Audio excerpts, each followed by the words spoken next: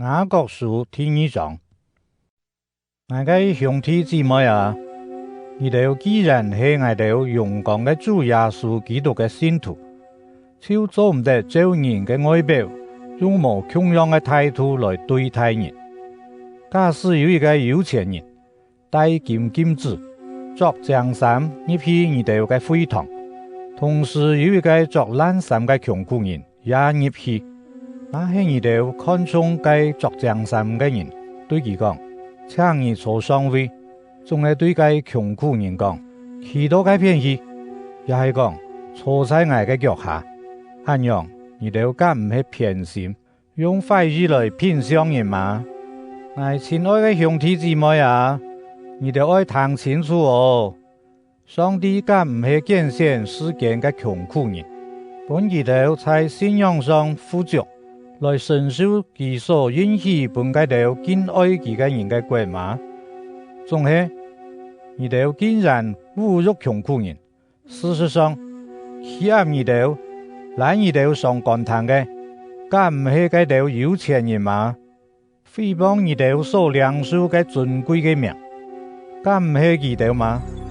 你哋那確實遵守聖經所記載嘅至高無上嘅教師，食別人像自家，超錯咧，總係你哋那照人嘅外表來對待人，就係犯罪。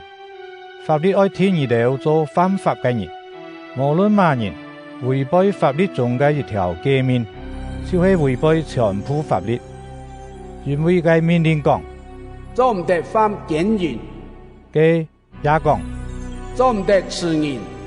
你那係吃人，雖然無犯奸淫，你還係違背法律。既然你哋愛照該使人得到自由嘅教師受審判，你哋嘅言行就愛合佢嘅標準，因為上帝審判嘅事唔會憐憫嗰啲唔憐憫人嘅，憐憫會讓過審判。我嘅兄弟姊妹啊，假使有人講佢有信心，總係冇用行為證明，有乜嘅用呢？該種信心會救佢麼？假使有兄弟也係姊妹，無好作又無好說，你哋中間有人對佢哋講，祝你哋平安歡喜，讓你哋作得少，吃得飽，總係無本佢哋身體所需要嘅，有乜嘅用呢？像咁樣，信心那無行為就係死嘅。總係有人會講，你有信心，我有行為。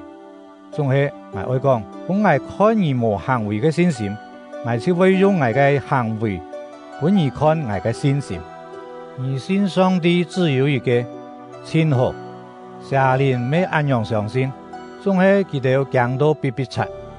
我啊，你想愛啲無行為嘅信心，係樣板無用嘛？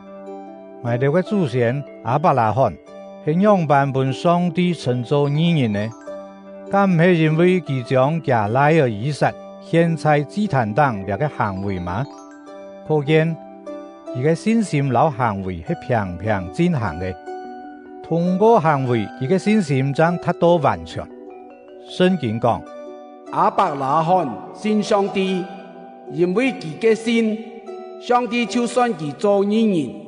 呢個話實現嘅，所以佢稱作上帝嘅朋友。